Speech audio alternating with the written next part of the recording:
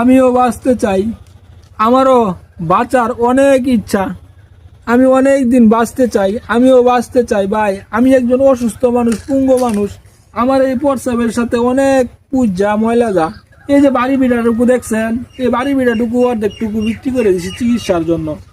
এখন আর চিকিৎসা করাইতে পারি না, চিকিৎসা করাতে চাইও না, কারণ অনেক ক্ষয় খরচ হয়েছে, প্রায় 25-26 লক্ষ টাকা।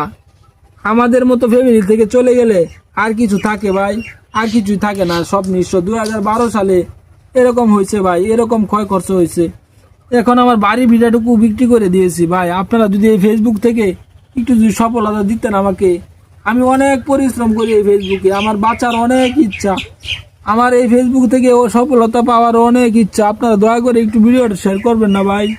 আপনারা কি একটু দয়া লাগে না ভাই? এই পুঙ্গু ভাইটাকে একটু দেখে একটু যদি দয়া লাগে ভাই, তাহলে ভিডিওটা একটু শেয়ার করবেন।